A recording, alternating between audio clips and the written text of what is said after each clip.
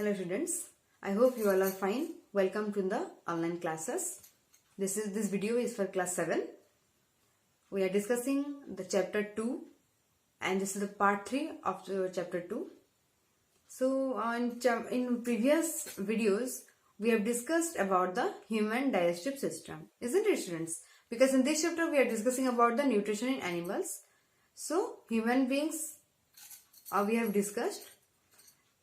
So we have discussed about the different parts and the functions of the human digestive system.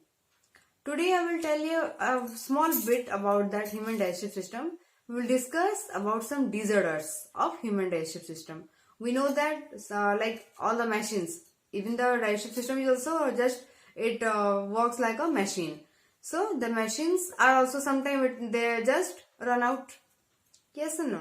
They also sometimes they are also getting damaged and we have to repair it. Like that only our body system is also like a machine. Sometimes it is having some disorders and that we have to rectify. So what are the disorders that belongs to the human digestive system? First, I think you must be very acquainted with the diarrhea.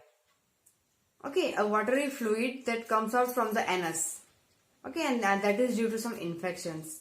Very important. If some microorganisms or parasite it is present in the stomach or small intestine, okay, they cause this type of disorders. Okay, that's called diarrhea. Is it clear, students? Diarrhea. Okay. Also, sometimes we feel like vomiting. That's also a disorder of your digestive system. Okay. If the food is not properly digested, then also we vomit. If the food is not received by the stomach, then also it is coming out of the mouth. Okay. So these are the vomiting also is a disorder of, you can say actually vomiting is a symptom of diseases, isn't it? But you can also say that it's a disorder. Okay. The third thing is the ulcer. Okay. Ulcer also, the ulcer actually occurs due to the action of the HCl mostly. When our stomach is empty for a period of time, then the acid corrode. Okay, they literally corrode the wall of the esophagus and stomach. For that reason, we may suffer from ulcers. Okay, and also I think you must have heard about the appendicitis, isn't it? So actually appendix is a small organ that is present in the attachment of the small intestine and large intestine. So due to some disorders, the appendix is getting spoiled, means it is having some disorders. Okay, the appendix is to be removed. In that cases, the appendix should be removed from our body. Okay, so these are some, you can say, the disorders of human digestive system.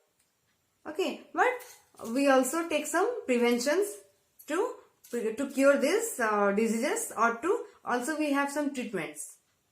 Okay, we are having some treatments also for different diseases, isn't it? And the symptoms are also different for different diseases. Okay, so this is about your human digestive system and the disorders. So today one more topic we will discuss, that is the digestion in grass-eating animals. Do you know what are herbivores? Yes, the organisms which take the grass or which eat the plant or the plant products, isn't it? So can you name some grass eating animals, students? Yes, cow, buffalo, rabbit, horse, all these are the examples of the grass eating animals. So today we will be discussing about the digestion in grass eating animals and how it is different from the human digestive system. So first thing I will tell you, students, how many stomach do you have? Yes, one, isn't it? But do you know the cow, the grass eating animal? Yes, the cow is having 4 stomachs. They are having 4 stomachs. That means 4 sacs are there for different purposes.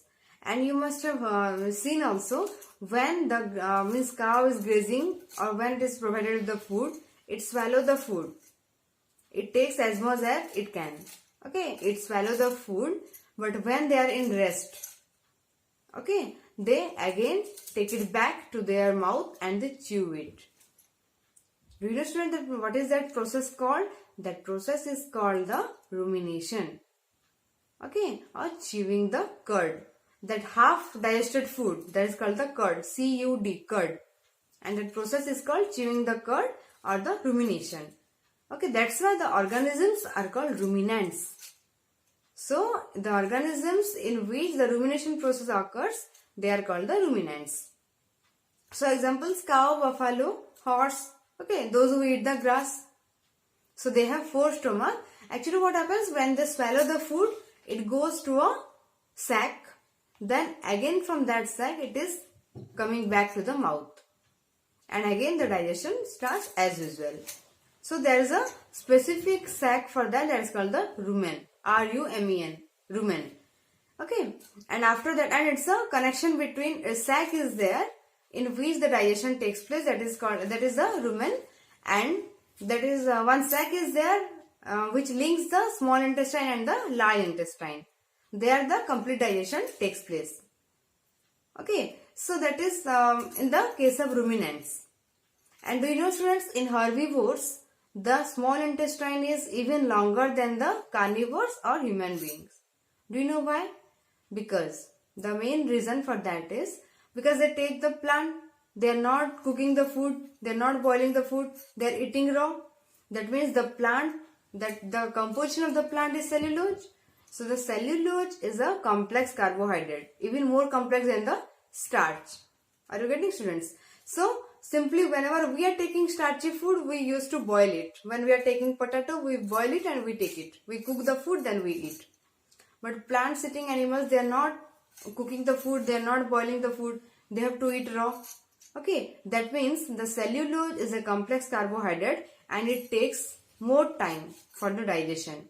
That's why the intestine is longer than the human beings. Okay, now one question comes here. Can we digest the cellulose, friend? No. Okay, it's a big no. Why? Because in the intestine of the cow or intestine of the ruminants, okay, the enzyme cellulase is present. Okay, which digests the cellulose. But in our case, in our intestine, it is not present. Already we have discussed about some of the enzymes that is present in human beings. But the cellulase enzyme is not present in human beings. That's why we cannot digest the cellulose. Isn't it? So, that is this is the function of the rumen and the longer small intestine in ruminants. Is it clear, students? So, this is how the food is getting digested in the ruminants. And also, when the food is again digested, it is absorbed by the rest of the body parts, and also the undigested food is again coming out of the anus, that we call as the cow dung, simply the waste material. Isn't it? So, next we will be discussing about the one more organism, that is the amoeba. Okay, the feeding habits are the mode of nutrition in amoeba. How do the amoeba takes the food? Is it clear? So, amoeba is an aquatic organism animal. It's unicellular. Okay, and it's having a very irregular shape. It is having irregular shape. So, it has some components like the outer membrane, next the cytoplasm, a dense nucleus, and a food vacuole. Okay, and also it is having some finger-like projection called the pseudopodia. See the spelling, students, pseudopodia.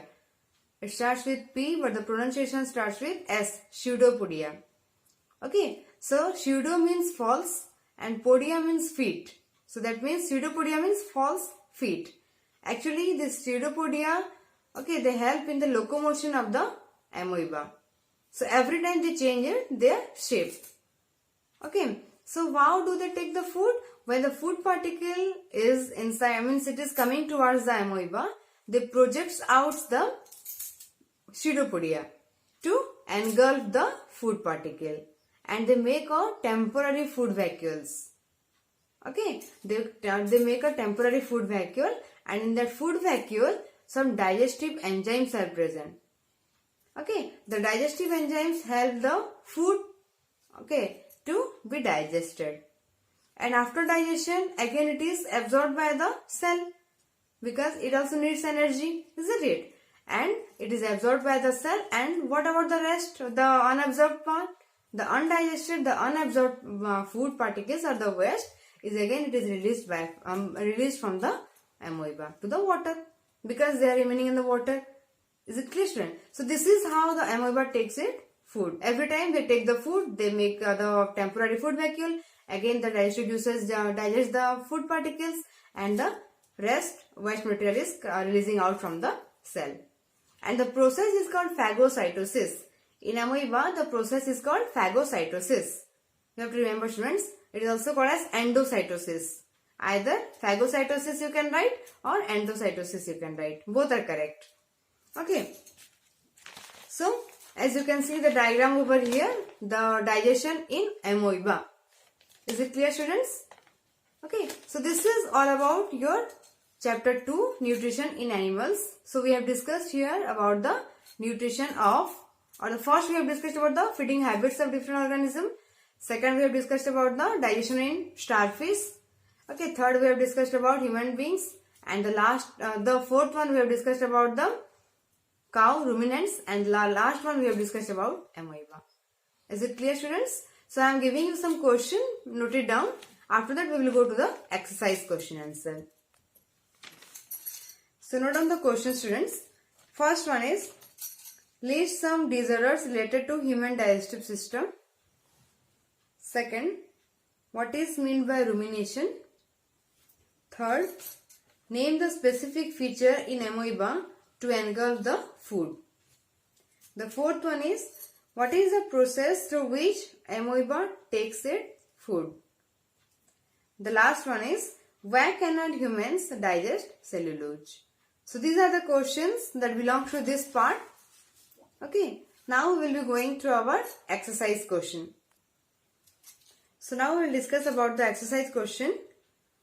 Okay, you see your book, page number 20. So first, fill in the blanks. The main step of digestion in human beings are, the 5 steps already I have given, students. What are they? That you have to write. Okay, what are they? That ingestion, digestion, absorption, assimilation and egestion. The largest gland in human body is the liver. The stomach releases hydrochloric acid and dash juices which act on food, the digestive juices. The inner wall of the small intestine has many finger-like outgrowths called the villi. Amoeba digests its food in the what? Food vacuole. Next, true false. Digestion of starch starts in the stomach. Is it true? No, it's false. So it starts in the mouth. The tongue helps in the mixing of food with saliva. True. The gallbladder temporarily stores bile. True. Then the ruminants bring back swallowed grass into their mouth and chew it for some time. True. Next, tick the correct answer. Fat is completely digested in the small intestine. We know that all type of food component is digested completely in the small intestine. Then the second one, water from the undigested food is absorbed mainly in the large intestine. Next, match column. Here it is given food components and their products of the digestion. Carbohydrates, they convert into sugar. Proteins, they convert into amino acids. Fats, they convert into fatty acids and glycerol. Then, question number 5. What are villi? What is their location and function? Villi are the finger-like outgrowths present in the wall of the small intestine. The location is in the wall of small intestine, and the function, they increase the surface area for the absorption of the food. Next, question number 6. Where is the bile juice produced? That is in the liver, the largest organ in our body, that is the liver. Next, which component of the food does it digest? That is the fats. Next, question number 7, you can see.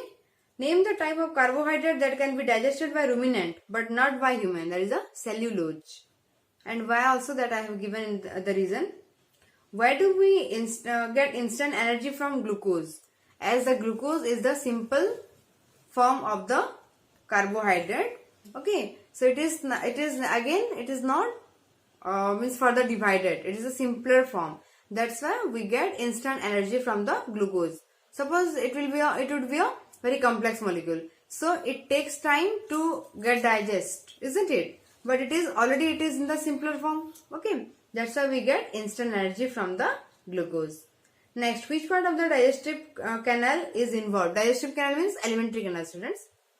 Absorption of the food, that is done in the small intestine.